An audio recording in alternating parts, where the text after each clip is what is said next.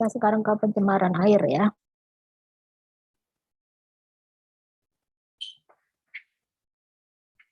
Nanti saudara ini ya, kuis ya.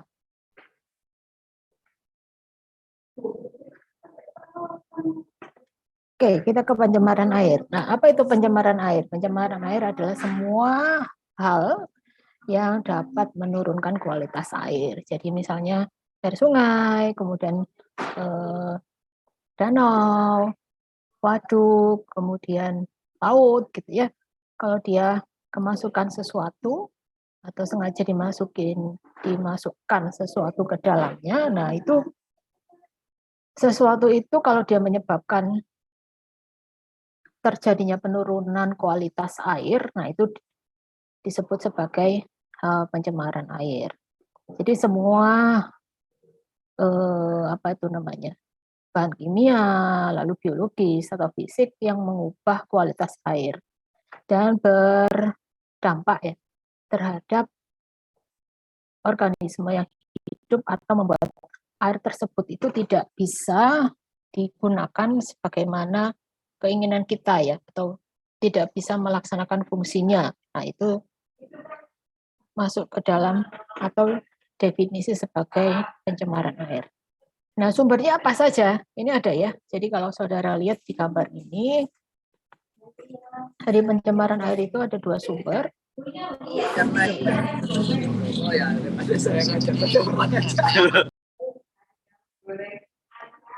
Ada dua sumber, yaitu sumber titik ya, atau point sources dan non point sources. Jadi dua-duanya ini punya perbedaan yang cukup signifikan.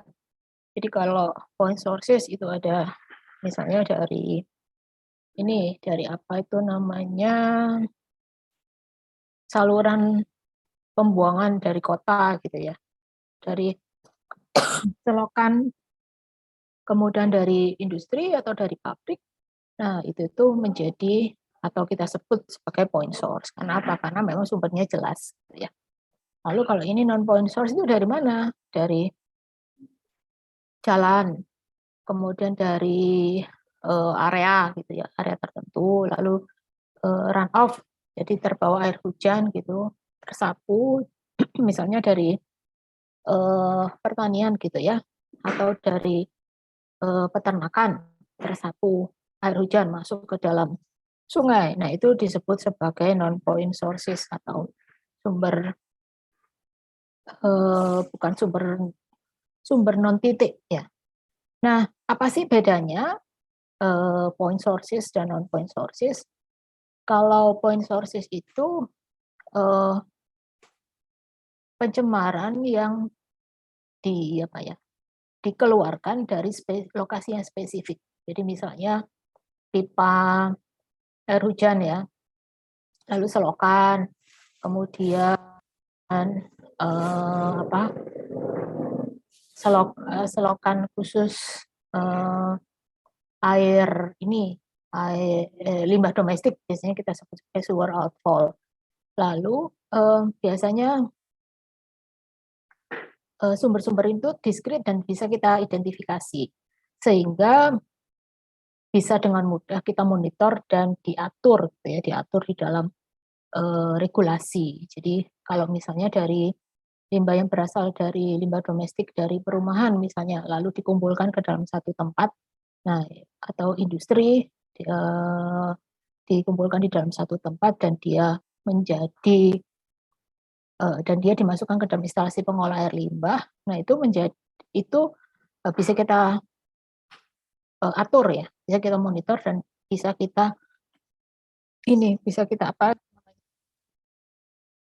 bisa kita bandingkan dengan regulasi yang ada. Jadi secara umum itu kita bisa membedakan sumber-sumber dari air buangan ini dan mengolahnya sebelum dia masuk ke lingkungan. Jadi karena dia point source ya, atau sumber titik, maka sumbernya jelas, maka sebelum masuk ke lingkungan itu kita bisa istilahnya itu mengumpulkan gitu ya, mengumpulkan, kemudian mengolahnya pada satu tempat, kemudian baru dibuang ke lingkungan. Nah, kalau non-point sources itu scatter gitu ya, jadi tersebar tidak memiliki spesifik lokasi yang spesifik, di mana mereka itu langsung dibuang ke air permukaan, misalnya sungai, danau atau laut gitu. Nah, non-point sources ini termasuk apa? Termasuk air larian. Air larian itu bahasa Indonesia dari runoff ya. Runoff yang berasal dari apa? Pertanian, kemudian area apa itu namanya? Pemberian makan hewan gitu ya. Lalu kursus-kursus golf, kemudian taman-taman gitu ya. Lalu area konstruksi, logging area, terus jalan, terus habis itu juga parkir ya, daerah parkir. Biasanya kalau point source itu seragam ya, seragam dan bisa diprediksi sepanjang tahun. Tapi kalau non point sources itu dia sangat episodik gitu. Jadi sangat sangat bervariasi gitu ya. Jadi kalau point source itu kan kita bisa memprediksi, oh debitnya sekian, konsentrasinya sekian, itu kita sangat bisa kita prediksi. Tapi kalau non point source itu kita nggak bisa memprediksi kira-kira berapa besar debitnya, lalu konsentrasinya berapa aja, itu nggak bisa kita prediksi karena memang dia kan scatter gitu ya, tersebar terus kemudian tidak ada lokasi yang spesifik sehingga sangat tidak memungkinkan untuk kita itu mengetahui atau memprediksi parameter dan jumlah volumenya atau ini yang masuk gitu ya, berapa besar yang masuk ke air permukaan. Nah, ini adalah tipe dan dampak dari polutan-polutan atau pencemar di air. Jadi kalau saudara lihat ini kan yang pertama menyebabkan gangguan terhadap kesehatan ya. Misalnya agen-agen infeksius, kemudian bahan kimia organik, bahan kimia anorganik, lalu material radioaktif, baik itu merupakan hasil produksi atau hasil alam. Nah, ini contoh-contohnya. Misalnya kalau yang agen infeksius ya, bakteri, virus, parasit seperti sekarang, itu kan sangat mungkin ya, agen-agen virus misalnya itu ada di dalam air permukaan kita. Jadi kalau saya bilang air permukaan itu contohnya sungai, danau, laut itu, sungai, danau, dan waduk itu air permukaan ya. Nah ini sumbernya dari buangan hewan dan manusia. Terus kalau yang bahan kimia organik itu ada pestisida, plastik, deterjen, minyak, dan bensin ya itu dari industri, perumahan, juga penggunaan di pertanian. Sementara kalau anorganik itu bisa asam, basa, kemudian garam juga logam-logam ya. Nah ini dari keluaran, efluen itu adalah keluaran dari industri, kemudian pembersih pada rumah tangga, kemudian dari surface runoff ya. Maksudnya surface runoff itu misalnya dari jalan gitu ya, dari jalan itu tersapu oleh air hujan. Nah, itu namanya surface runoff. Lalu radioaktif itu bisa berupa uranium, thorium, cesium, iodin, juga radon. Ini biasanya sumbernya adalah biji penambangan dari biji, kemudian power plant ya, instalasi penghasil listrik, kemudian dari ini juga industri senjata itu bisa. Lalu kategori yang kedua adalah menyebabkan kerusakan ya atau disrupsi, gangguan terhadap ekosistem. Bisa berupa sedimen, lalu nutrien-nutrien tanaman, kemudian buangan-buangan yang membutuhkan oksigen gitu ya. Jadi dia yang dalam pengolahannya itu akan menyerap banyak oksigen, kemudian panas. Jadi contohnya kalau yang sedimen itu bisa berupa tanah, berupa clay, liat gitu ya. Lalu nutrien dari tanaman itu bisa nitrat, bisa fosfat, bisa amonium. Nah ini kalau saudara lihat sedimen itu sumbernya adalah erosi dari tanah. Jadi kalau saudara misalnya lihat sungai, gitu ya, sungai-sungainya ini banyak sedimennya nih. Nah itu menunjukkan bahwa daerah penangkapan air atau daerah hulu gitu ya, kan sungai itu ada kalau di Surabaya berarti Surabaya ini kan daerah hilir ya. Berarti daerah hulu, misalnya daerah Mojokerto yang bagian dari atas, daerah atas itu sudah mengalami erosi, sehingga dia terkikis dan tanahnya itu masuk ke sungai gitu. Nah, itu indikasinya seperti itu, sudah terjadi erosi tanah. Kemudian nutrien dari tanaman bisa nitrat, fosfat, amonium, ini sumbernya ini ya Pak, pupuk ya, pupuk dari urban, kemudian juga agrikultur, lalu buangan manusia, terus buangan hewan, itu juga mengandung nitrat, fosfat, dan amonium. Kemudian buangan-buangan yang membutuhkan oksigen atau oksigen demanding waste. Ini bisa contohnya itu kotoran hewan, lalu residu tanaman ya. Jadi ini sumbernya bisa dari food processing, paper mill atau industri pembuatan kertas, kemudian run off dari agriculture juga sewage. Kalau thermal ini contohnya adalah panas, dia biasanya dari pembangkit listrik ya, lalu industrial cooling, biasanya ini kan keluar dari cooler ya. Nah, kita bahas satu-satu ya. Nah, ini agen infeksius. Biasanya sumber utamanya adalah, jadi ini kenapa disebut agen infeksius, karena dia sifatnya adalah patogen ya. Patogen adalah bakteri atau mikroorganisme yang bisa menyebabkan penyakit. Itu namanya mikroorganisme patogen. Nah, sumber utamanya adalah dari buangan manusia yang tidak diolah dengan sempurna atau memadai, atau bahkan tidak diolah.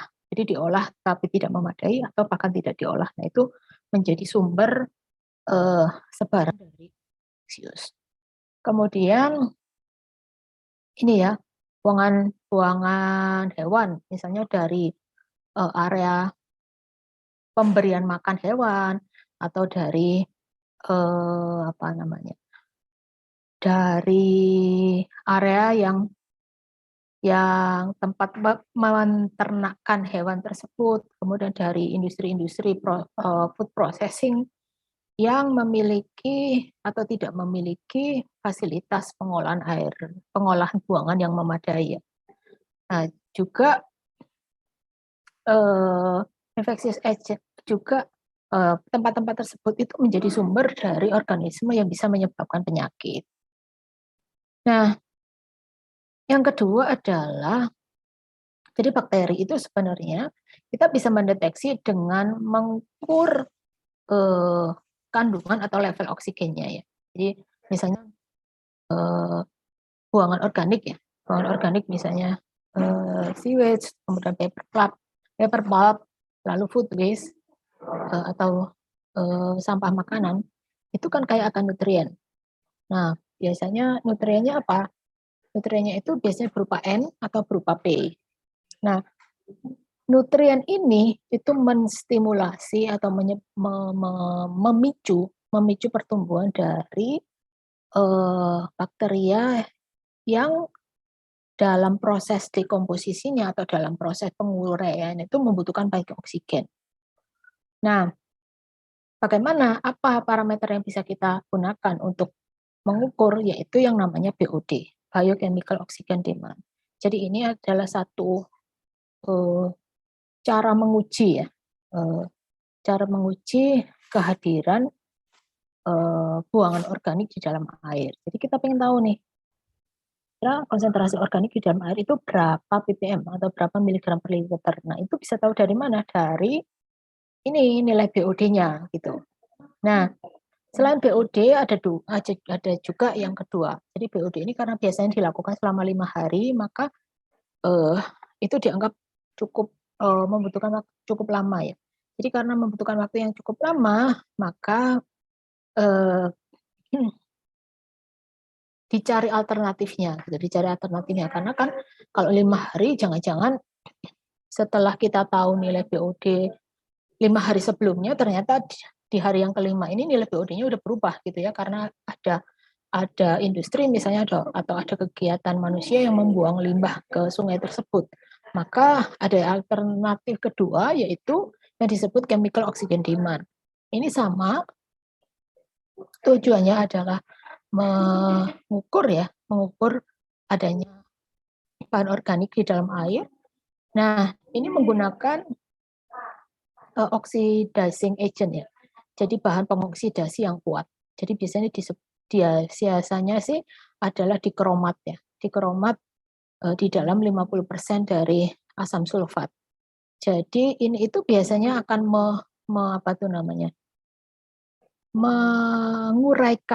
menguraikan semua bahan organik yang ada di dalam sampel air. Jadi yang ada di dalam air yang akan kita ukur gitu. Nah, metode ini memang jauh lebih cepat dibanding dengan BOD, tetapi bahan organik yang tidak aktif itu juga keukur gitu ya, juga keukur. Kalau BOD enggak, BOD itu hanya bahan kimia yang dikonsumsi oleh bakteri gitu ya.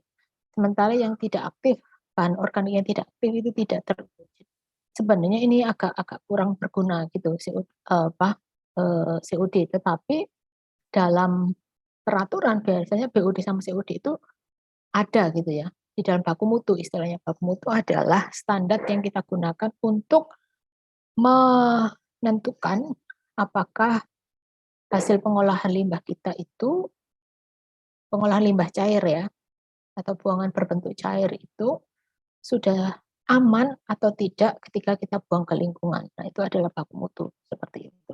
Nah, baku mutu itu biasanya diacu oleh industri-industri yang akan membuang hasil pengolahan limbahnya ke lingkungan.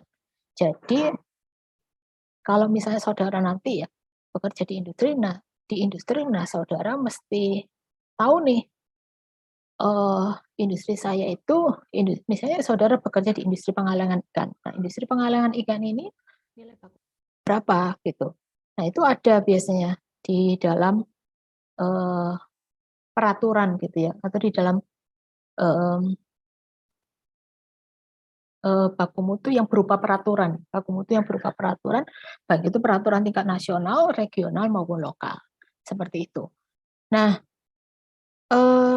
itu untuk menentukan apa lagi gitu. Jadi kalau ada baku mutu itu juga kita gunakan untuk menentukan efisiensi dari instalasi pengolah air limbah kita. Jadi misalnya limbah kita itu punya karakteristik ya, punya karakteristik BOD, COD, zat padat misalnya. Nah, BOD-nya itu misalnya ini ya 500 ppm. Kemudian standarnya atau baku mutunya adalah 100 ppm.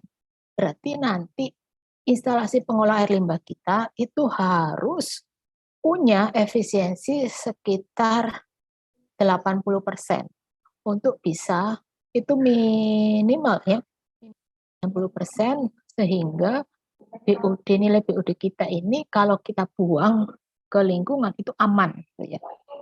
Jadi tidak menyebabkan penurunan kualitas dari sungai. Nah, tetapi nilai itu memang harus diupdate gitu ya. Jadi baku mutu itu bisa bisa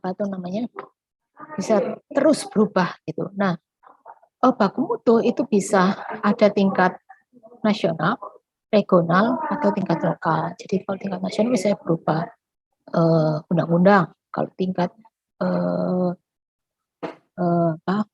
yang lebih rendah itu misalnya peraturan menteri. Nah, kalau di lokal gimana? Di lokal bisa misalnya peraturan Gubernur Jawa Timur. Nah, kalau di Jawa Timur kan ada ya peraturan Gubernur Jawa Timur nomor 72 tahun 2013. Lalu yang peraturan Gubernur Jawa Timur nomor 42 tahun 2016 atau 2017, saya lupa. Nah, itu harus menjadi acuan kita gitu ya, harus menjadi acuan kita ketika kita mau mengolah air limbah kita gitu. Untuk menentukan berapa sih efisiensi dari IPAL kita. Nah, metode yang ketiga untuk menunjukkan atau mencari tahu ya, mencari tahu tingkat pencemaran dari air atau dari sungai itu adalah dengan pengukuran yang namanya oksigen terlarut. Jadi ini bisa kita tahu dengan mudah gitu ya. Jadi dia berupa alat yang ada elektrodanya, kemudian kita celupkan si alatnya itu di dalam sampel air, misalnya di sungai atau di danau gitu, lalu langsung keluar tuh nilai DO-nya berapa. Nah, dia kalau DO-nya semakin rendah berarti kan dia menunjukkan pencemaran yang semakin tinggi gitu ya. Karena apa? Karena oksigennya makin rendah. Kalau oksigennya makin tinggi berarti sungai ini kemungkinan masih bagus gitu. Nah, kandungan DO atau oksigen terlarut itu tergantung dari banyak faktor ya dibanding dengan pencemaran. Jadi misalnya temperatur, kemudian aerasi ya, suhu, maksudnya suhu aerasi itu berarti adanya proses pemasukan oksigen ke dalam air ya. Nah, sehingga kandungan DO ini itu merupakan parameter ya, parameter yang saat ini itu parameter yang terbaik untuk mengindikasi keadaan dari sistem akuatik atau kesehatan dari sistem akuatik. Jadi kalau semakin tinggi ya berarti kondisi akuatiknya semakin sehat. Gitu. Nah, dampak dari limbah-limbah yang membutuhkan oksigen itu dalam pengolahannya pada sungai itu tergantung atau sangat tergantung pada volume, aliran dan temperatur dari air sungai tersebut. Jadi kenapa sangat tergantung dari temperatur? Karena kan difusi dari oksigen ya, dari udara luar ke dalam air itu kan tergantung dari temperatur sih ya, temperatur dari air sungai itu. Jadi kalau suhunya makin tinggi itu semakin susah ya. Seingat saya itu semakin susah untuk si oksigen itu masuk ke dalam air sungai. Lalu ada yang namanya aerasi. Aerasi itu atau pergolakan atau masuknya oksigen ke dalam ini ya, ke dalam sungai atau ke dalam air itu terjadi kalau ada turbulen. Turbulen itu gerakan yang terjadi di dalam air sungai yang menyebabkan golakan-golakan gitu. Nah, biasanya berupa aliran air sungai, sehingga seringkali itu bisa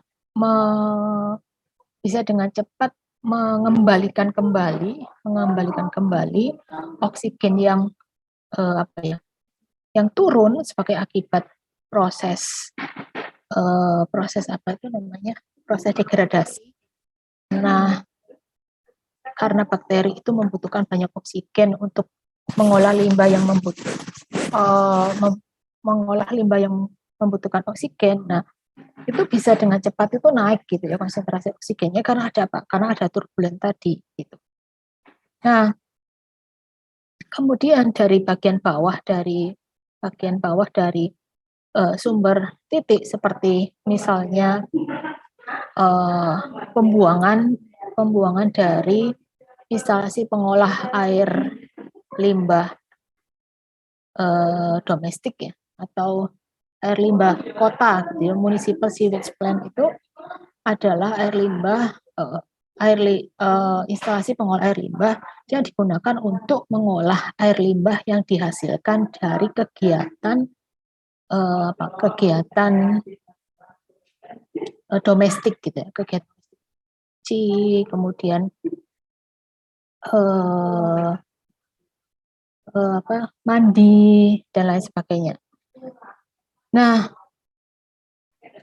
jadi karakteristik penurunan dan restorasi dari kualitas air itu dapat dideteksi baik melalui pengukuran kandungan oksigen terlarut atau dengan mengobservasi flora dan fauna yang hidup di area suksesif dari sungai tersebut. Jadi maksudnya apa? Maksudnya seperti ini. Kita mau tahu misalnya, ini kondisi sungainya itu baik, sedang atau buruk gitu ya. Nah, itu bisa dilihat dari DO. Misalnya DO-nya kalau misalnya di bawah 2 miligram per liter, itu berarti buruk gitu ya. Terus 2 sampai 4 misalnya itu cukup baik. Lalu di atas 4 misalnya sangat baik. Nah, itu kalau DO. Nah, kita nggak punya alat itu tuh. Gimana caranya ya? Lihat dari flora dan fauna yang hidup di sekitar sungai itu.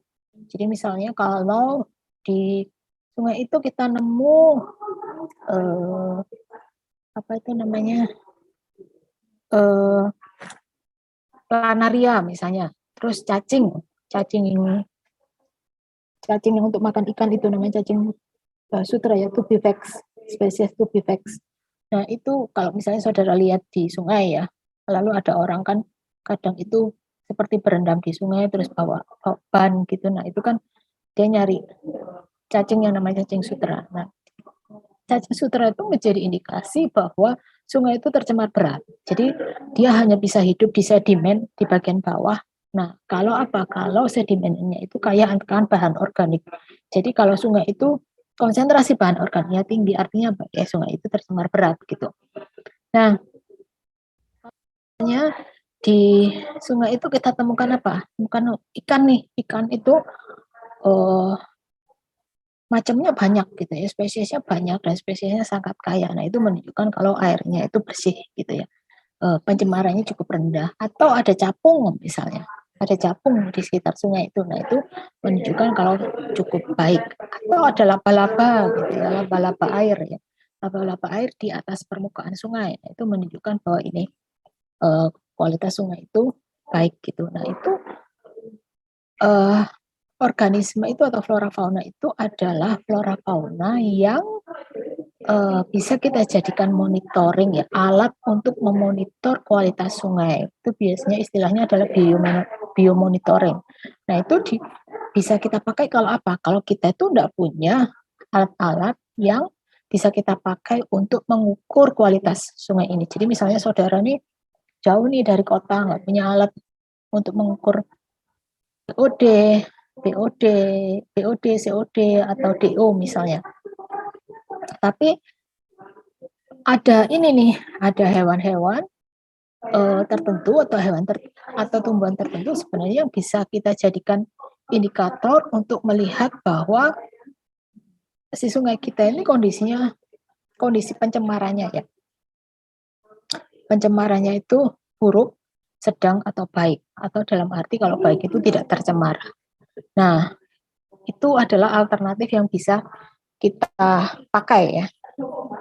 Nah, kalau terjadi pencemaran atau ada limbah yang dibuang di sungai, nah yang terjadi adalah seperti ini. Ini namanya adalah yang hitam ini ya, kurva oksigen sak. Jadi oksigennya itu langsung mengalami penurunan gitu. Nah, kalau ada air limbah yang dibuang ya, yang dibuang ke lingkungan, nah ini akan terjadi zona-zona seperti ini.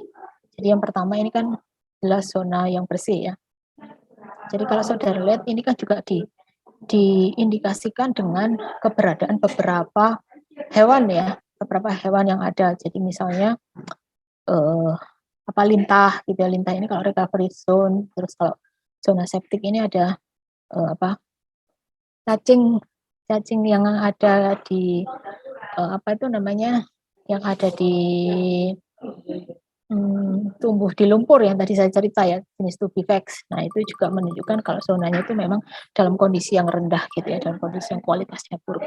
Nah, kurva oksigen sak ini menunjukkan bahwa konsentrasi oksigen yang akan menurun dengan cepat gitu ya ketika satu buangan organik itu kita masukkan ke dalam sungai. Jadi ini adalah kandungan oksigen terlarutnya. Lalu kalau ini ya, kalau misalnya ada bahan organik gitu atau ada limbah yang dibuang, maka si oksigennya itu bisa turun ya, turun sampai pada kondisi mencapai kondisi yang septik gitu ya, kondisi septik dengan konsentrasi oksigen terlarut itu 0 sampai 2. Terus nanti masuk ke recovery, zona recovery itu 2 sampai 5, lalu zona yang bersih ini 5 sampai 10. Nah,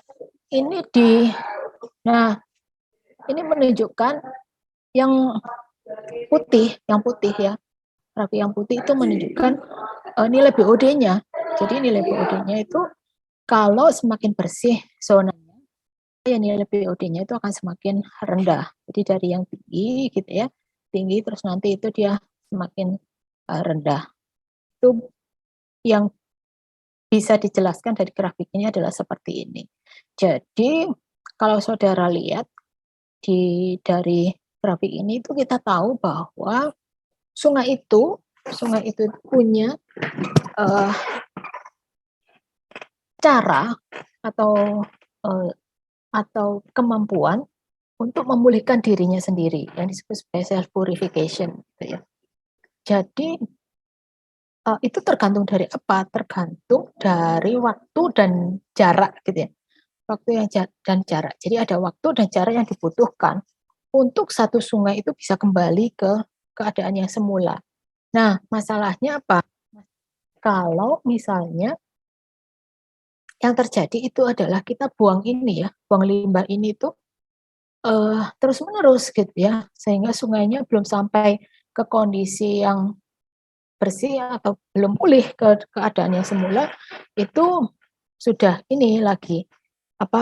sudah kemasukan limbah lagi. Nah, karena itu maka akhirnya kondisi yang terjadi sungainya ini jadi tercemar. Sungainya jadi tercemar lalu sampai akhirnya menjadi sungai yang mati gitu. Nah, itu karena apa? Karena limbah yang dimasukkan terus-menerus gitu. Nah, yang selanjutnya adalah limbah-limbah yang mengandung nutrien ya. Jadi itu memicu terjadinya yang namanya cultural eutrophication atau pengkayaan nutrien ya. Jadi kebeningan dari air atau transparansinya itu dipengaruhi oleh sedimen, bahan kimia dan sejumlah organisme plankton. Dan ini kan salah satu cara yang berguna untuk mengukur kualitas air dan pencemaran air. Jadi ini kan karakteristik fisik ya. Jadi kita mau tahu nih pencemaran air itu bisa pencemaran air itu apa saja sih yang kalau kita ingin tahu air itu tercemar atau tidak, yang pertama kan kita bisa lihat dari apanya, dia keruh atau tidak gitu ya. Kemudian berbau atau tidak gitu. Lalu berbusa atau tidak. Nah, itu kan salah satu cara juga atau secara fisik itu kan kita bisa lihat ya, bisa lihat secara kasat mata. Nah, itu kan cara yang efektif untuk melihat apakah sungai itu tercemar atau tidak gitu. Lalu sungai atau danau itu memiliki air yang jernih dan produktivitas biologis yang rendah itu kita sebut sebagai oligotropik. Jadi oligo itu sedikit ya, tropik itu nutrisi. Jadi nutrisi yang sedikit itu kita sebut sebagai oligotropik. Kalau misalnya dia airnya jernih, lalu produktivitas biologisnya rendah. Nah, eutrofikasi itu adalah meningkatnya level nutrien dan produktivitas dari biologis. Nutriennya biasanya berupa N dan P ya, nitrogen dan fosfor. Jadi pengkayaan nutrien itu biasanya dari buangan manusia, kemudian run off atau air yang menyapu pupuk tanaman yang ada di dalam area pertanian, bahkan mungkin daun-daunan ya atau dedaunan yang terdekomposisi pada saluran air gitu ya, pada saluran air. Nah, itu bisa yang biasanya dihasilkan oleh ini ya, oleh manusia ya. Nah, itu bisa meningkatkan produktivitas biologis. Nah, ini biasa kita sebut sebagai cultural eutrophication. Jadi yang hampir sama ya sebenarnya ya, konsepnya ya, antara eutrofikasi atau eutrophication sama cultural eutrophication. Jadi kalau dua-duanya itu sama-sama nutrient enrichment ya, terjadi karena pengkayaan nutrien. Kekayaan nutrien, jadi kalau cultural eutrophication ini kan karena disebabkan oleh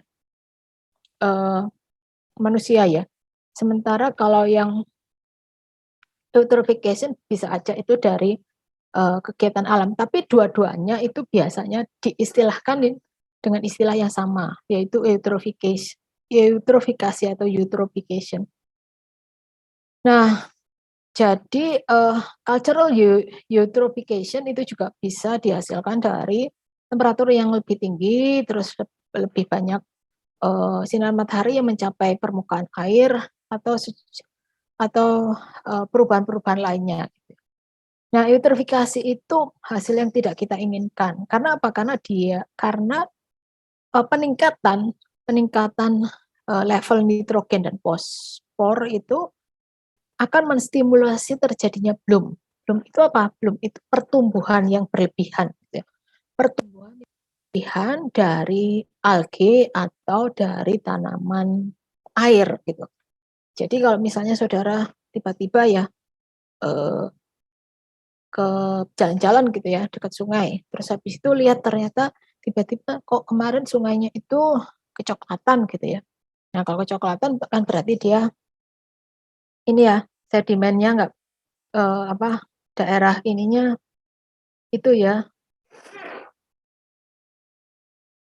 ke apa itu namanya berarti daerah penangkapan airnya itu mengalami erosi gitu ya. Kemudian kalau misalnya dia terjadi algae bloom, tiba-tiba itu sungai itu jadi warna hijau gitu ya. Jadi warna hijau atau tiba-tiba sungai kita itu penuh dengan eceng gondok gitu. Nah, itu tuh disebut sebagai apa itu namanya? Eutrofikasi gitu ya.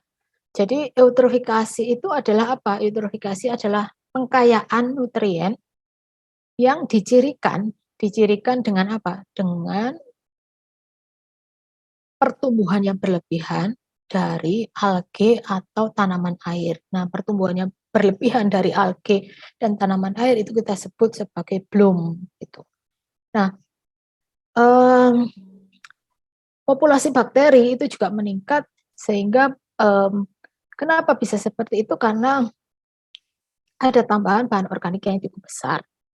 Lalu seringkali airnya itu menjadi seperti apa ya?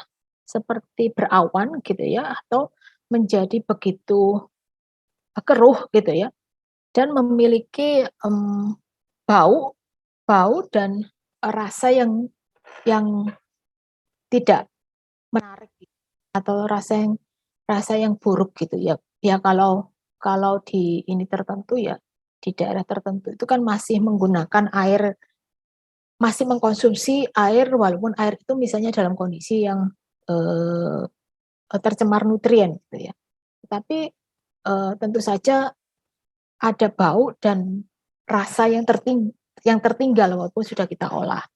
Nah, pada kasus yang ekstrim, tanaman dan alge itu mati dan dekomposer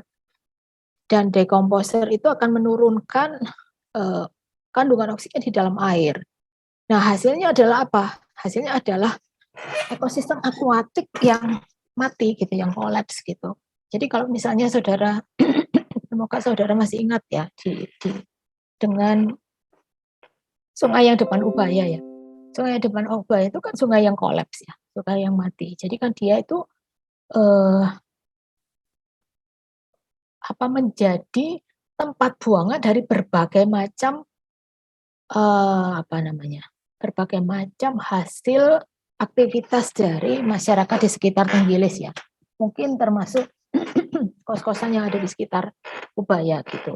Nah, karena dia sungai yang sebenarnya sungai yang proses dekomposisinya itu cukup rendah gitu ya, maka kan dia akan menjadi kondisinya itu makin lama makin buruk ya.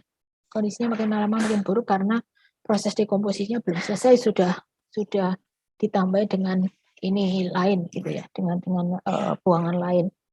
Nah, lama-lama yang terjadi adalah seperti yang lama-lama kalau sungai itu kita berikan buangan terus-menerus, yang terjadi adalah seperti sungai yang di depan Ubaya itu. Jadi kehidupan ekosistemnya itu menjadi kolaps. Yang selanjutnya adalah polutan anorganik, termasuk ini ya logam, kemudian garam-garaman, lalu asam dan basa. Jadi asam-asam dan basa. Jadi bahan kimia anorganik yang beracun ya, yang toksik sifatnya, itu kan bisa masuk ke dalam air sebagai hasil dari aktivitas manusia. Jadi ini menjadi namanya bentuk pencemaran air yang paling serius gitu. Karena apa? Karena di antara bahan kimia tersebut itu ada logam berat seperti merkuri, kemudian timbal, kemudian kadmium gitu ya, perak gitu. Nah, ini kenapa sih harus menjadi concern atau kita harus peduli? Nah, karena unsur-unsur ini itu kan punya sifat yang akumulatif ya. Jadi kalau misalnya dia masuk ke dalam sungai, lalu masuk ke dalam selokan ya, masuk ke dalam selokan, selokannya ke sungai, sungainya ke laut, lalu di laut itu ada ikan gitu ya, ikan yang mengkonsumsi gitu ya, mengkonsumsi merkuri misalnya, maka konsentrasi merkuri itu bisa makin lama makin tinggi gitu, seiring dengan level hewan yang memakannya. Jadi misalnya kalau itu dimakan ikan kecil gitu ya, ikan kecil terpapar itu, mungkin konsentrasinya masih 10 miligram per liter di dalam tubuhnya. Tapi kalau dimakan ikannya sedang bisa jadi nanti 100, ikan paling besar jadi 1000. Lalu ke manusia ini bisa berapa? Wah, bisa tinggi sekali gitu. Nah, itu yang ditakutkan gitu ya. Kenapa bahan-bahan atau polutan anorganik ini tidak boleh keluar ke lingkungan, itu salah satunya karena sifat bioakumulatifnya. Nah, kemudian di sisi lain senyawa-senyawa ini atau unsur-unsur ini ketika ada di dalam limbah itu tidak boleh diencerkan. Jadi misalnya, saya punya merkuri nih, merkurinya itu konsentrasi misalnya 100 mg per liter. Diencerkan aja, ditambahin air gitu. Tambahan air nanti jadinya 10 mg per liter. Nggak boleh itu dilakukan, karena apa ya, sifat tadi, bioakumulatif tadi. Begitu keluar ke lingkungan, ya nanti akan makin lama makin tinggi konsentrasinya. Ketika sampai ke manusia itu bisa jadi 1000, bisa jadi 10.000. Itu sebabnya kan kalau sekarang di negara-negara maju ya, negara-negara maju, larang masyarakatnya itu makan ikan setiap hari ya, terutama ikan laut. Nah, itu karena ini bisa jadi dikhawatirkan ya, ada logam-logam berat yang terkandung di dalam ikan tersebut, tapi dalam konsentrasi yang sangat kecil gitu. Sehingga kalau makan tiap hari itu bisa akumulatif gitu. Tetapi kalau misalnya makan 2 hari sekali dengan jumlah yang kecil gitu ya, dengan jumlah yang kecil itu kemungkinan tubuh kita itu masih bisa membuang. Jadi contohnya misalnya ikan makarel gitu. Ikan makarel kalau sekarang di Amerika itu kan kita hanya boleh atau penduduk itu hanya boleh makan 300 gram ya. 300 gram itu dalam seminggu. Dalam seminggu artinya itu bisa dikonsumsi nggak boleh langsung 300 gram, tapi 100 gram, 100 gram, 100 gram seminggu.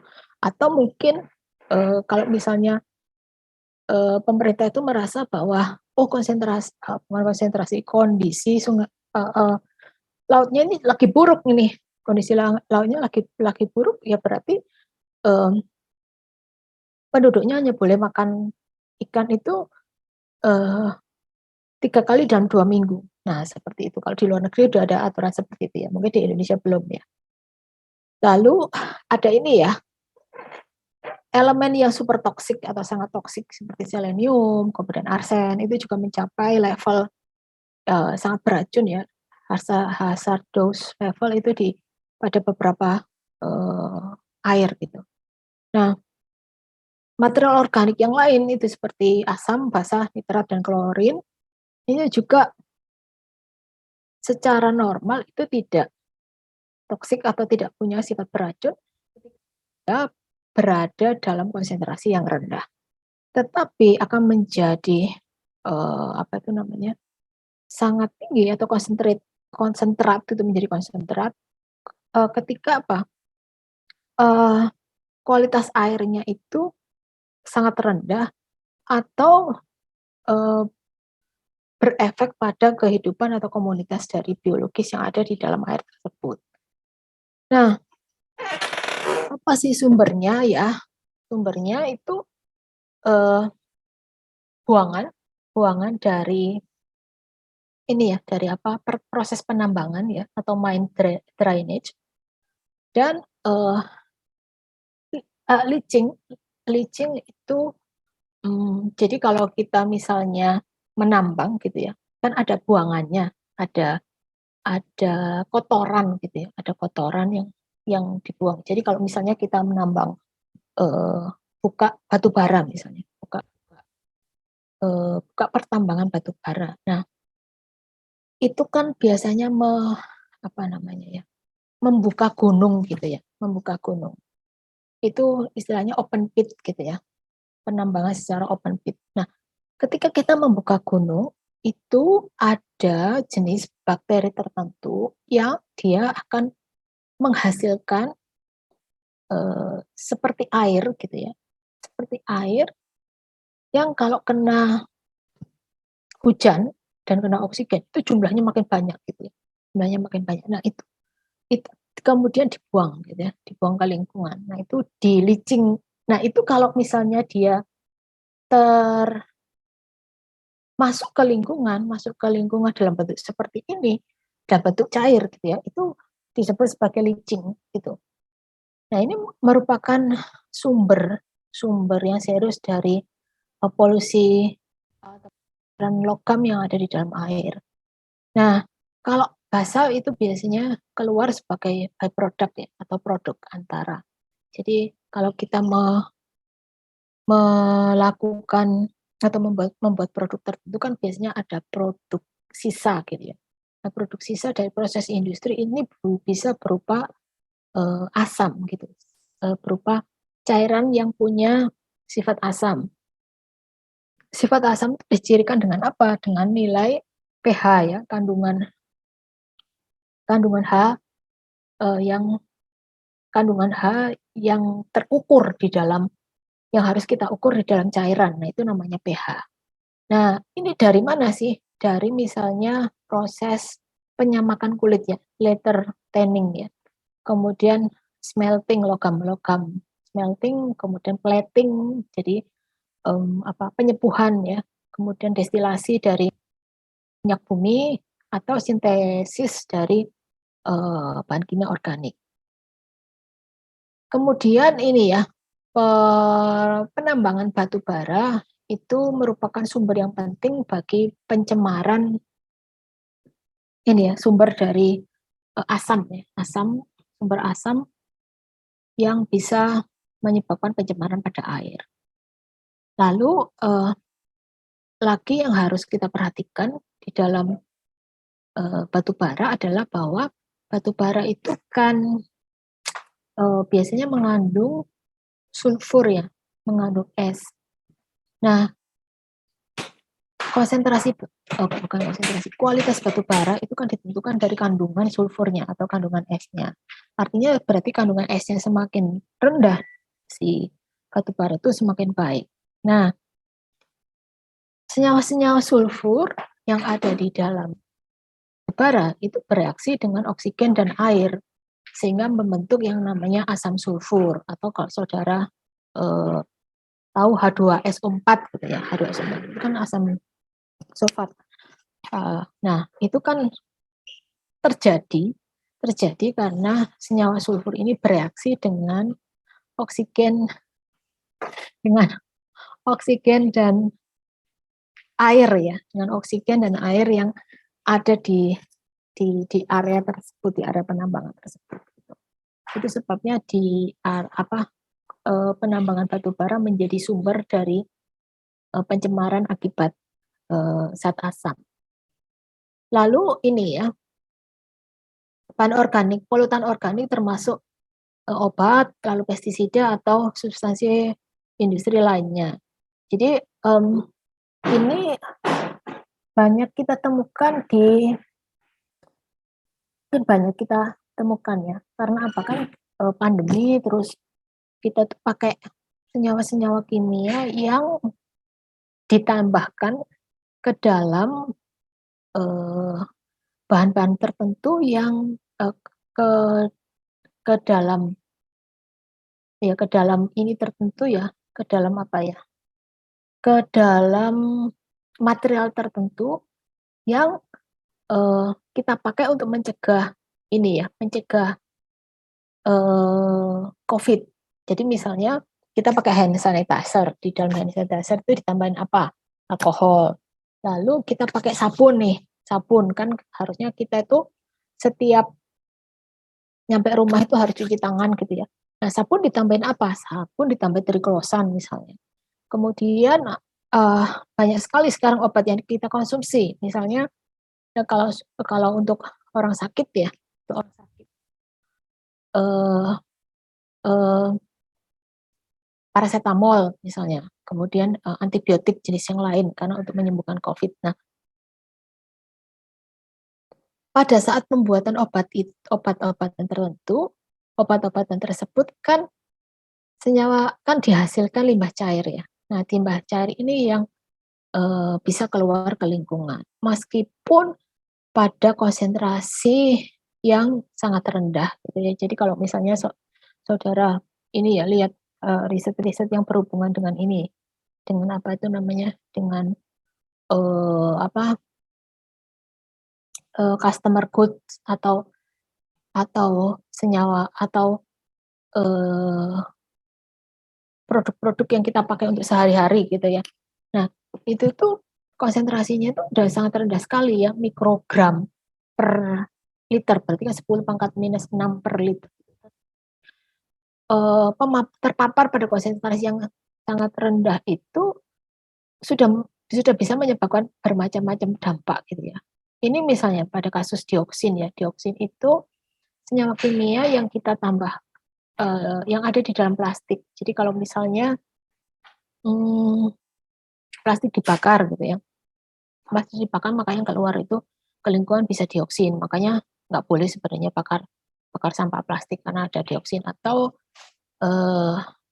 kita pakai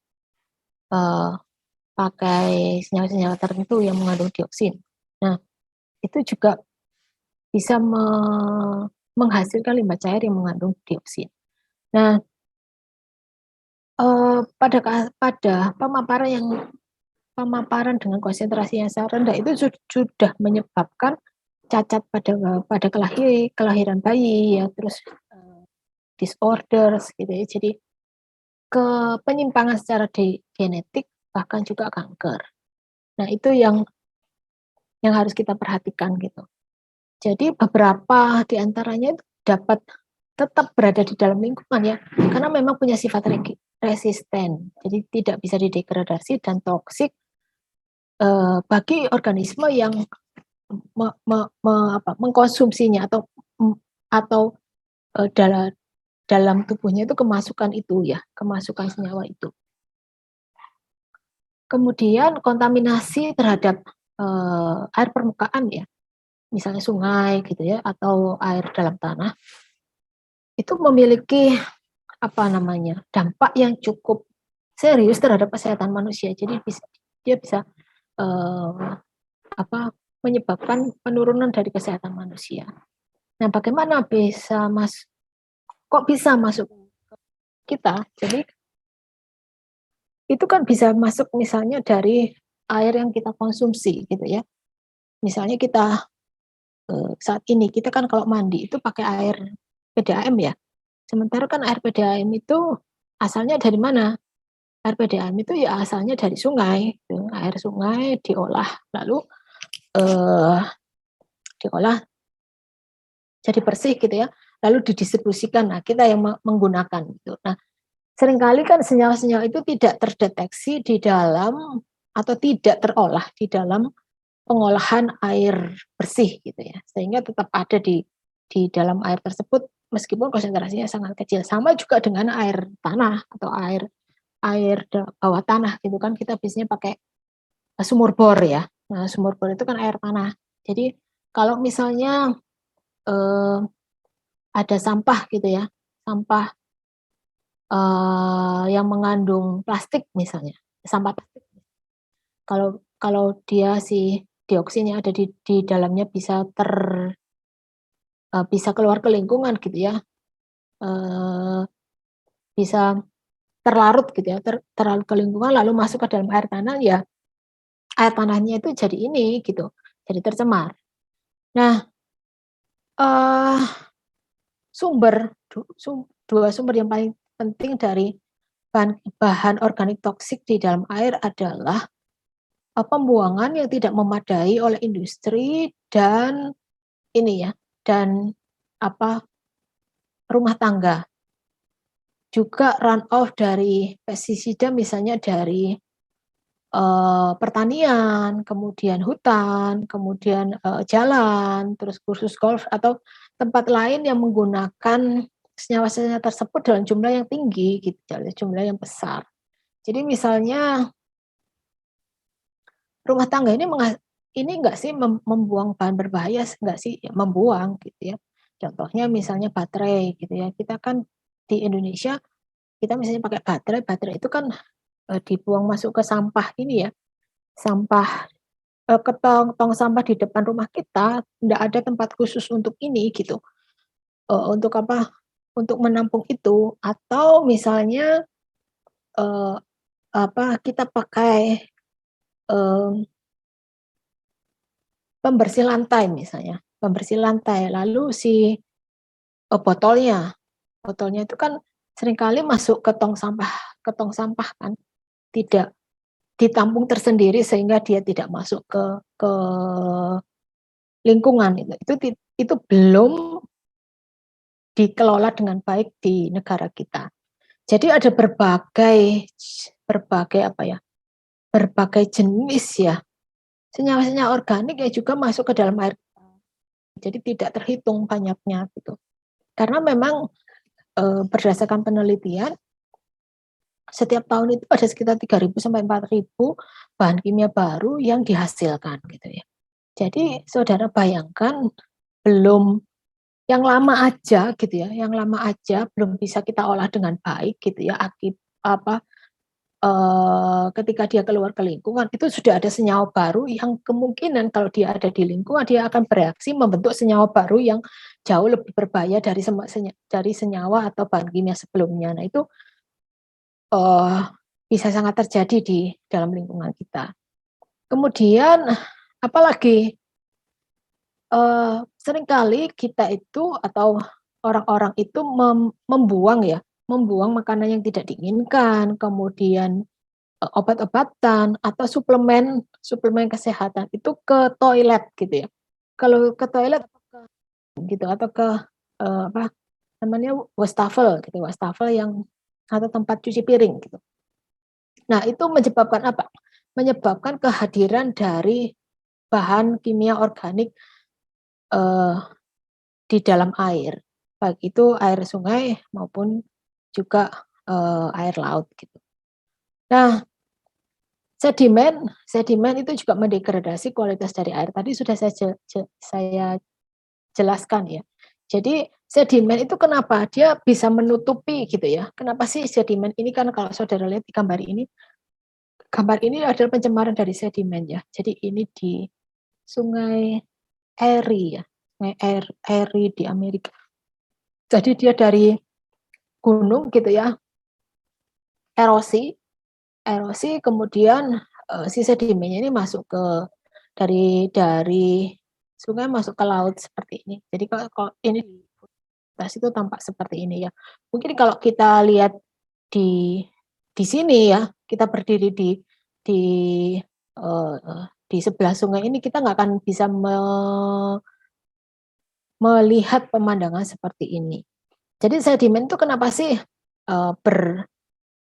tidak menguntungkan bagi kualitas air? Ini karena dia itu sebenarnya menutupi gitu ya, menutupi kerikil-kerikil yang ada di bagian bawah bawah laut atau sungai, di mana itu tuh untuk apa? Untuk bagi serangga atau ikan itu meletakkan telurnya gitu.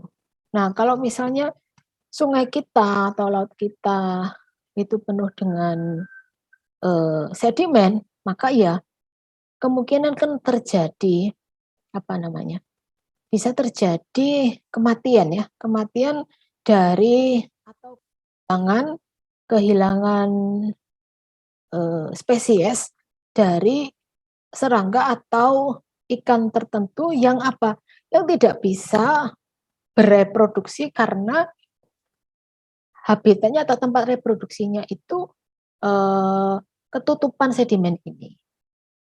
Kemudian selain itu sedimen ini juga memblok ya, menghalangi menghalangi sinar matahari sampai ke dalam air. Nah, akibatnya apa? Akibatnya tanaman ini tidak bisa melakukan atau melaksanakan fotosintesis dengan baik. Nah, kalau tanaman ini di dalam air tidak bisa melakukan fotosintesis, maka kan konsentrasi oksigen di dalam air itu akan menurun.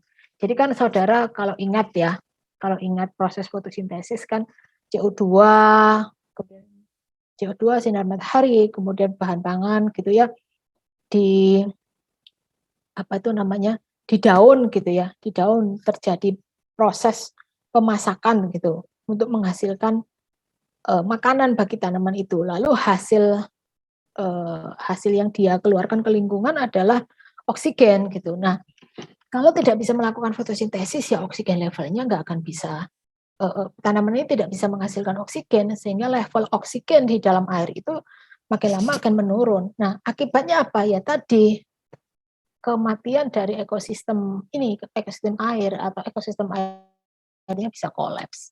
Itu sebabnya kita harus mengontrol ya, mengontrol sedimen. Jadi kontrol kualitas air itu tidak hanya bagaimana menjaga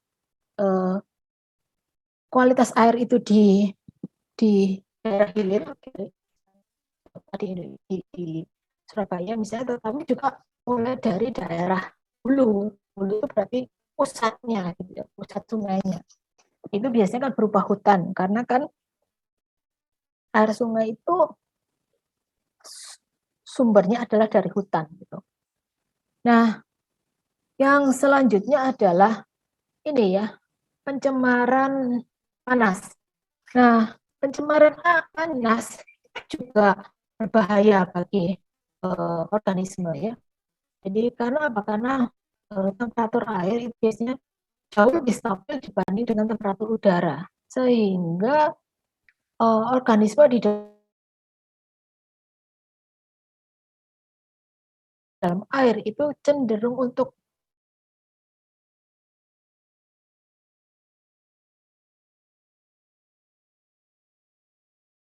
susah beradaptasi.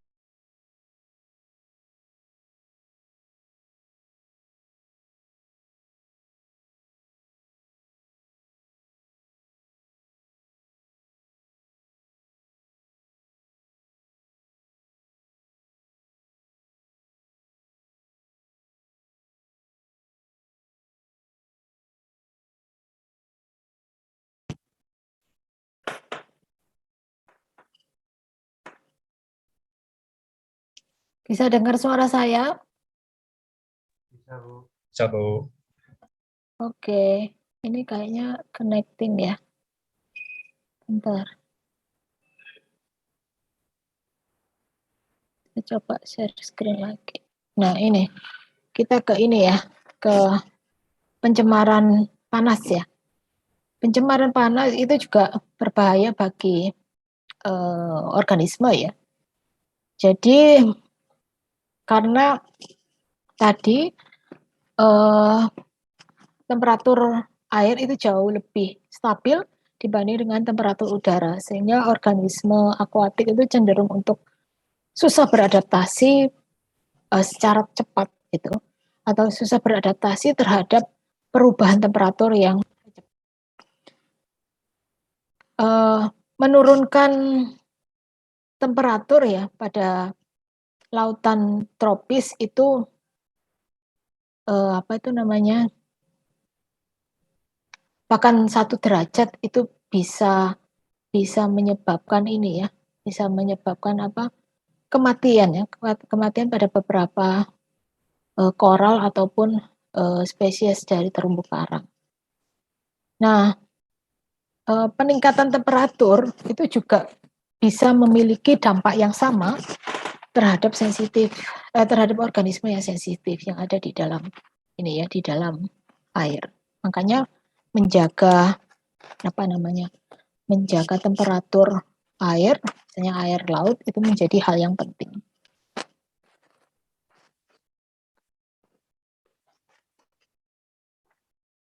Dan nah, kelarutan dari oksigen di dalam air itu kan menurun ya seiring dengan kenaikan temperatur, sehingga spesies yang membutuhkan level oksigen yang tinggi itu akan sangat berdampak atau sangat mengalami dampak dari peningkatan atau menghangatnya air yang ada di dalam, menghangatnya air yang menjadi habitatnya gitu ya. Jadi seringkali kan ini ya, akibat global warming ini kan si terjadi perpindahan gitu ya, terjadi perpindahan yang cukup signifikan dari beberapa spesies ke daerah yang lebih ini ya, yang lebih apa namanya, yang lebih cocok bagi hidupnya dia. Nah, itu juga menjadi apa ya, menjadi dampak dari terjadinya global warming. Jadi kalau global warming itu tidak hanya misalnya terjadinya es di kutub mencair atau yang lainnya, tetap hal yang lain yang cukup mengkhawatirkan adalah perpindahan ini ya, perpindahan serangga-serangga tertentu dari area yang panas gitu ya, area yang sangat panas ke daerah yang lebih hangat. Maka kalau misalnya dia pindah tapi tidak membawa apa-apa, oke ya. Tetapi kalau dia pindah membawa bibit penyakit, nah itu yang mengakibatkan terjadinya jenis-jenis penyakit baru yang ada di kita gitu ya, yang ada di tiba-tiba muncul di daerah tertentu gitu. Sementara dulu penyakit itu tidak ada gitu. Nah, manusia itu bisa menyebabkan pencemaran ini ya, pencemaran panas itu dengan menghilangkan gitu ya, menghilangkan vegetasi atau mengubah pola runoff atau air air larian, seperti juga membuang ya, membuang air panas secara langsung ke sungai atau ke danau gitu. Jadi misalnya Kalau di teknik kimia mungkin dari steam ya. Dari steam itu kan ada air panasnya ya. Air panas itu langsung dibuang ke laut, langsung dibuang ke sungai. Nah, itu kan menyebabkan perubahan temperatur yang cepat gitu ya. Perubahan air laut yang air sungai atau air laut yang cukup cepat, dan itu bisa menyebabkan terganggunya organisme yang ada di dalam laut. Nah, cara yang paling murah ya untuk menghilangkan panas dari fasilitas industri adalah menurunkan suhunya ya. Menurunkan suhunya melalui heat exchanger untuk mengekstrak panas yang berlebihan. Kemudian baru membuang air tersebut ke sumber aslinya. Jadi menurunkan dulu ya, menurunkan panasnya dulu sebelum dibuang. Nah, ya selanjutnya adalah ini ya, groundwater pollution atau pencemaran air tanah. Jadi kalau kita berbicara mengenai pencemaran air, kita tidak boleh meninggalkan apa yang namanya pencemaran air tanah. Karena apa? Karena ya ini merupakan bagian dari lingkungan yang kita hidup di dalamnya, dan ini itu sekarang ini menjadi sangat bermasalah gitu ya. Jadi ini ada air tanah ini kan ada ini ya, ada dua ya. Ini ada shallow aquifer, ada yang deep aquifer gitu. Jadi bisa tercemar kalau apa sih? Ini misalnya ada tangki septiknya yang bocor ya, yang leaking, maka air dari atau buangan kita gitu ya, kalau kita buang tiap pagi kan, kalau nggak buang tiap pagi saudara sakit ya, itu kan masuk ke tangki septik. Nanti kalau tangki septiknya itu nggak bagus misalnya, ya dia akan masuk ke dalam tanah, lalu mencemari shallow aquifernya. Atau ini apa itu namanya, pemupukan atau penyemprotan dengan menggunakan menggunakan pesawat gitu ya. Biasanya di negara-negara maju kan seperti ini ya. Nah, spraying gitu, di spray.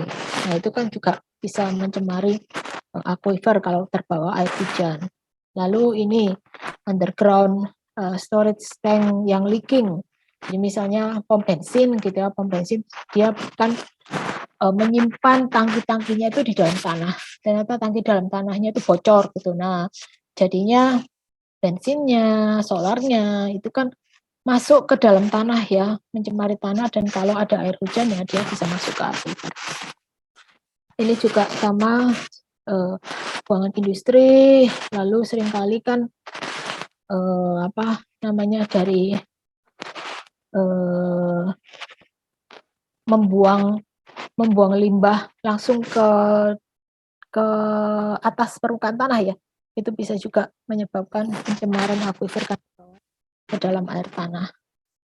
Sementara kita seringkali ini ya, ngambil deep aquifer, ngambil shallow aquifer tanpa melakukan proses recharging atau mengisi kembali dengan air secara memadai gitu.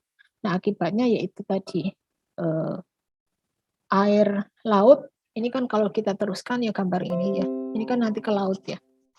Jadinya air laut bisa masuk, itu yang disebut sebagai intrusi air laut. Jadi masuknya air laut ke dalam aquifer karena proses pengambilan dengan proses pengisian kembali atau recharging-nya itu tidak berjalan dengan baik.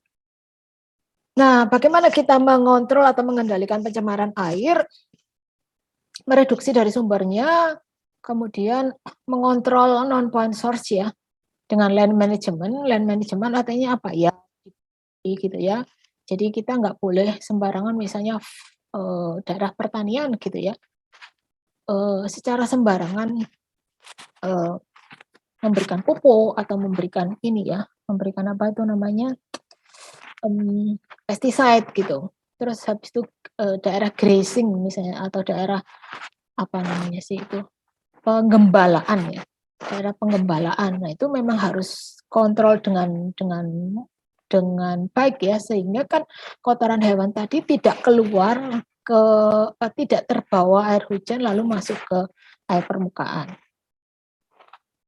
Nah, pembuangan ini ya, pembuangan manusia itu juga terjadi secara natural ketika konsentrasinya rendah, tetapi itu juga harus dikontrol juga gitu. Jadi tidak boleh kita membuang kotoran manusia dengan sembarangan, mesti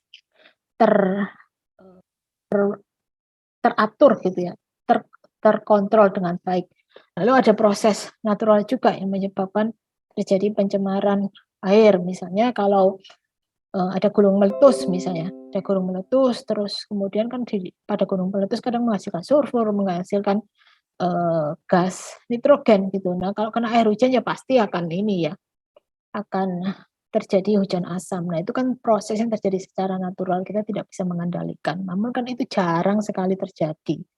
Lalu municipal sewage treatment, jadi pengolahan air buangan manusia. Jadi kalau misalnya di Indonesia ini belum ya, di Indonesia mostly di Indonesia belum dilakukan. Jadi kalau kita misalnya mandi, cuci piring, cuci baju, itu semua masuk kemana? Masuk ke selokan. Nah itu sebenarnya nggak boleh. Kenapa? Pencemaran di sungai itu sebenarnya 60% itu terjadi buangan air buangan domestik. Itu istilahnya air buangan domestik atau biasa kita sebut sebagai grey water ya, air abu-abu. Kenapa? Karena dia non kakus ya. Kalau kakus disebut sebagai black water. Di Surabaya kan dipisahin ya antara buangan non kakus dengan buangan kakus gitu. Kalau buangan kakus kan masuk ke tangki septik, buangan non kakus itu masuk ke selokan gitu. Nah, itu sebenarnya dua-duanya kalau di luar negeri kan karena dicampur ya, diolah bersamaan. Kalau di Indonesia kan belum ya. Tangki septik mungkin iya sudah ditampung di dalam buangan feses misalnya ya, buangan kakus itu sudah ditampung di dalam tangki septik, kemudian setelah waktu tertentu kan dikuras ya, dikuras terus habis itu diolah lumpur tinjanya diolah dalam lumpur tinja. Di Surabaya kan ada ya di daerah Keputin, nah saudara bisa nanti lihat gitu. Itu municipal sewage treatment. Atau yang selanjutnya adalah low cost waste treatment. Jadi mengolah air buangan dengan cara yang atau dengan biaya yang sangat murah ya. Misalnya pakai tanaman seperti yang dilakukan oleh beberapa kampung di Indonesia, kampung di Surabaya yang menang Green and Clean. Kalau dulu kan sebelum pandemi ada Green and Clean ya, mereka hampir semua itu punya pengolahan air limbah gitu ya, yang murah dan mudah dioperasikan. Nah itu nanti yang bisa di apa teknologi itu yang diadaptasi gitu ya. Kemudian meremediasi air ya, water remediation. Bisa. Ini melibatkan apa? Pengumpulan ya. Jadi biasanya kan air buangan itu tidak terkumpul gitu ya. Dikumpulkan, diekstraksi, lalu diolah dengan teknologi tertentu. Jadi ini namanya phytoremediation. Phytoremediation yaitu mengolah air yang tercemar dengan menggunakan tanaman. Bisa tanaman air, terus tanaman kalau dia di dalam air tanah gitu ya, kita tanami daerah tersebut sehingga si polutannya itu diserap oleh tanaman dan air tanahnya bisa bersih kembali seperti itu. Jadi fitoremediasi adalah konsepnya adalah menggunakan tanaman untuk memulihkan kondisi tanah atau air yang tercemar gitu. Kemudian, nah ini regulasi ya, regulasi tentang pencemaran tentang air bersih itu menjaga kualitas air kita. Di Indonesia itu misalnya ada undang-undang tingkat nasional ya, atau National Constitution, di undang-undang tentang undang-undang tentang lingkungan hidup ya, undang-undang nomor 29 tahun 2000 Undang-Undang Nomor 32 Tahun 2009 ya, sekarang di UU Cipta Karya gitu ya. Cipta Karya itu kan masuk semua di UU Cipta Karya sekarang. Kemudian ada juga peraturan pemerintah yang misalnya peraturan menteri, peraturan presiden dan lain-lain sebagainya. Nah, itu juga dibuat tujuannya adalah untuk membuat air kita atau sumber air kita itu terproteksi, baik itu sungai, danau atau laut gitu ya. Kemudian ada juga regulasi pemerintah daerah. Jadi misalnya kalau di Jawa Timur ada Pergub, kemudian di kabupaten ada peraturan bupati ya. Nah itu bisa juga di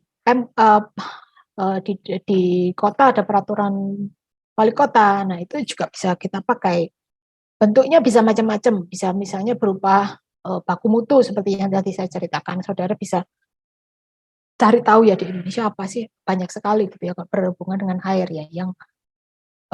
Yang sekarang itu kan kalau yang nasional yang tadi ya tercakup semua di dalam UU Cipta Karya yang Ombudsman Law itu ya. Saudara mesti tahu ya. Jadi setidaknya itu jadi pengetahuan bagi saudara. Kalau misalnya nanti saudara berkecimpung di industri atau saudara bekerja di bidang-bidang yang berhubungan dengan industri, ya mesti harus tahu peraturan yang terkait dengan industri.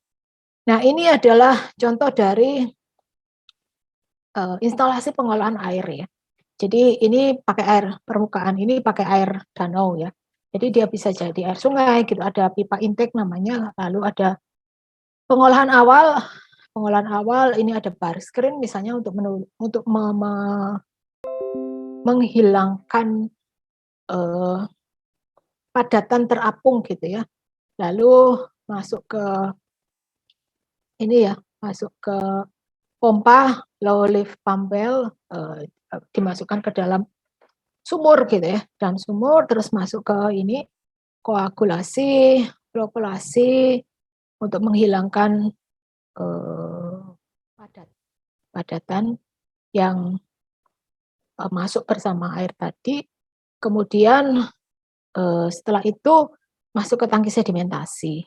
Jadi dalam tangki sedimentasi itu diendapkan ya hasil koagulasi, flokulasi. Koagulasi itu proses penambahan koagulan. Koagulan itu apa? Koagulan itu adalah senyawa kimia yang kita tambahkan ke dalam air untuk membuat padatan yang terkandung di dalam air tersebut menjadi padatan yang tidak stabil.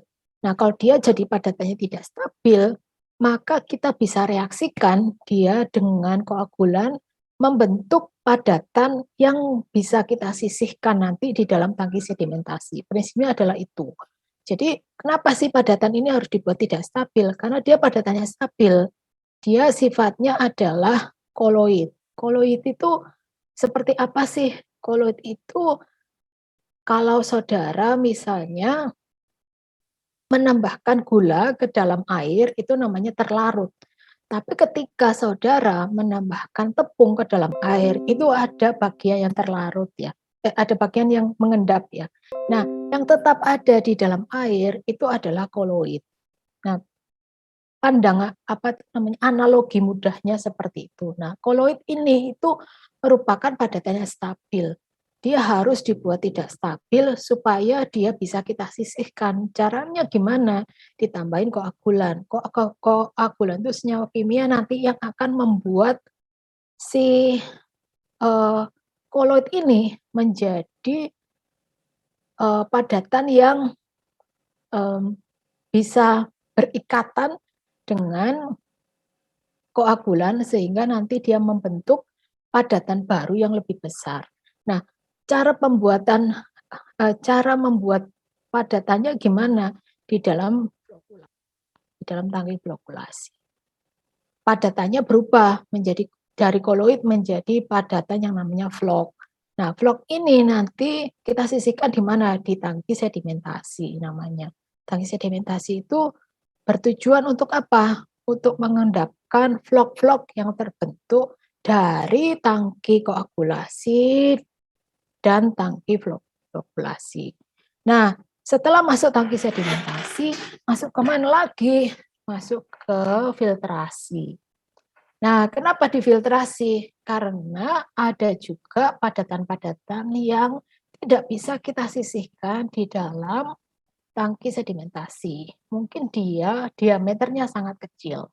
Maka karena diameternya sangat kecil, kita masukkan ke dalam tangki sedimentasi. Nah, tangki sedimentasi ini isinya adalah pasir, parasit, dan gravel ya. Gravel itu kerikil. Jadi semakin ke bawah itu diameternya makin besar ya. Nah, dari sini kemudian kan udah bersih nih. Udah bersih konsentrasi atau kandungan zat padatannya itu makin sedikit atau sudah sedikit. Nah, setelah itu dimasukkan ke mana? Dimasukkan ke klorinasi. Klorinasi itu apa? Klorinasi itu proses penambahan desinfektan berupa klor. Desinfektan itu fungsinya apa? Desinfektan itu fungsinya untuk mematikan bakteri. Jadi ini dari semua, kan kita ambil airnya dari danau atau dari sungai ya. Tentu ada bakteri, bisa jadi ada bakteri yang ikut bersama dengan air yang akan kita olah. Nah, kalau masuk ke dalam unit-unit pengolahan, ini belum tentu si bakterinya itu bisa tersisihkan atau bisa mati. Maka supaya bisa mati dan kita memastikan bahwa air kita aman nanti dikonsumsi adalah diberikan yang namanya desinfektan. Desinfektan itu di dalam ini ya, di dalam tangki yang namanya klorinasi. Lalu masuk ke ini ya, masuk ke sumur, terus masuk ke tangki penyimpan, berupa tower gitu ya. Kemudian baru didistribusikan ke masyarakat gitu. Ini ada pompa yang digunakan untuk mendistribusikan dan membawa si air ini ke dalam water storage tower. Itu ada juga penambahannya. Fluoridisasi itu juga sama ya. Apa itu namanya? Penambahan fluor ke dalam ini kita ya, ke dalam air kita. Jadi seringkali kan ditambahin fluor itu supaya fluor itu kan harus ditambahkan dari luar ya. Nah, fluor itu kalau sudah perhatikan kan ditambahkan, kita dapat asupan fluor dari mana? Dari pasta gigi ya, pasta gigi atau dari air yang kita konsumsi gitu. Nah, ini karena ini di luar negeri mungkin dia langsung diminum ya, langsung minum apa ini namanya, portable water istilahnya. Jadi ya ditambahin fluor di dalamnya gitu. Kalau di Indonesia kan enggak, di Indonesia hanya dikasih klorinasi gitu. Kalau di Indonesia misalnya berupa apa? Berupa makanya saudara seringkali kalau buka keran gitu malam-malam ada bau kaporit. Nah, bau kaporit itu salah satu desinfektan yang ditambahkan untuk menghilangkan bakteri yang berbahaya yang ada di dalam air kita. Nah, ini bagaimana sih kita bisa meningkatkan kualitas dari air? Ini misalnya Anda itu, ini praktis ya, sisi praktisnya saudara bisa melakukan mengomposkan buangan dari atau sampah yang ada di taman, atau mengomposkan buangan dari ini ya, dari hewan peliharaan kita, sehingga apa itu namanya, itu tidak keluar ke lingkungan melalui ini ya, melalui tersapu air hujan atau yang lainnya. Nah, kalau di luar negeri kan komunitas itu punya pabrik kompos ya, pabrik komposnya tersedia. Nah, kalau di Indonesia bisa ini sendiri ya, bisa mengomposkan sendiri. Kemudian jangan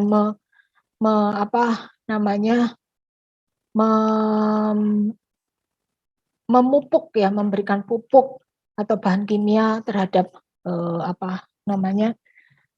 rumput yang liar gitu ya. Biarin aja sehat gitu, dan itu kan tidak akan mengganggu gitu ya, mengganggu hewan peliharaan atau anak-anak gitu. Kemudian memastikan bahwa kendaraan kita itu tidak bocor ya, bocor olinya atau ada cairan-cairan tertentu, kemudian atau solvent sehingga itu nanti sampai ke jalan ya, ke jalan atau ke area parkir, karena akan itu nanti akan tersapu ya, tersapu air hujan dan bisa masuk ke sungai atau ke gitu. Kemudian oli motor ya bisa di-recycle pada gas station atau oil change shop. Mungkin itu di Indonesia belum ya. Jadi ini bisa jadi ide masa depan gitu. Nah ini ya rain garden untuk menangkap atau memfilter surface runoff. Jadi air hujannya itu ditangkap gitu ya. Jadi tidak dibiarkan lari gitu ya. Kita biarkan ke jalan gitu sehingga dia bisa menyapu pesticide atau pupuk yang kita pakai gitu. Kemudian ini ya tidak beli sesuatu yang yang menggunakan mesin 2 tak ya. Karena dia akan mengeluarkan bahan bakar yang cukup banyak ke dalam udara dan air. Maka mesti membeli kendaraan dengan yang memiliki mesin yang lebih efisien, yaitu mesin 4 tak. Lalu saudara bisa berkunjung ke instalasi pengolahan pengolahan air limbah gitu. Untuk melihat itu meningkatkan awareness sebenarnya, supaya kita bisa tahu bahwa ini loh yang dilakukan kalau kita itu yang dilakukan pada air limbah yang kita hasilkan seperti itu. Kemudian kebijakan mengenai air pada tingkat lokal atau tingkat federal itu maksudnya jadi kayak ini publik gitu ya, informasi bagi publik gitu. Jadi kalau di luar negeri kan gitu. Air sungai, kemudian udara itu kan benda publik ya. Nah, benda publik itu dilindungi oleh pemerintah karena itu milik pemerintah. Maka kalau misalnya dia mengalami penurunan, kita bisa melakukan class action namanya. Demo gitu ya, protes sama pemerintah. Nah, kalau di Indonesia kan belum ya. Kita pun udah sakit misalnya tenggorokan karena kualitas udara yang menurun, ya kita tidak akan lapor gitu ya ke DPRD atau mendemo wali kota karena tidak bisa menjaga kualitas udara. Nah, kalau di luar negeri kan tidak seperti itu. Nah, itu yang dimaksud di poin yang terakhir. Oke, sampai sini ada pertanyaan kah?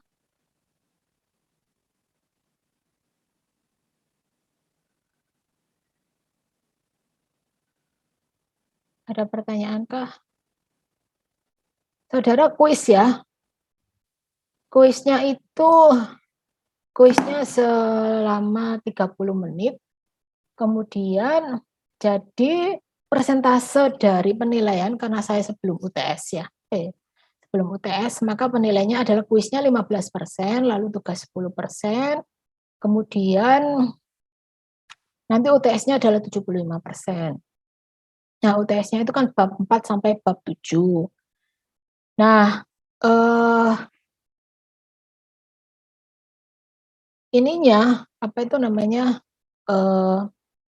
tugasnya ini saya mungkin udah menginfokan juga ya. Tugas saudara itu minimal nilainya 65, maksimum adalah 85. Jadi kalau saudara jelek banget gitu, nggak karu-karuan, copy paste, nggak saudara edit dan lain sebagainya gitu, itu saya kasih nilai 65. Nah, tugas itu karena saya lupa posting ya, sehingga saya baru posting hari apa atau nggak Selasa, maka tugasnya itu dikumpulin nanti tanggal 19. Jadi tinggal saudara cari itu assignment 2022 gitu ya di ULS. Nah, itu saudara nanti bisa kerjakan berkelompok lalu saudara kumpulkan via email. Oke, sampai sini ada pertanyaan?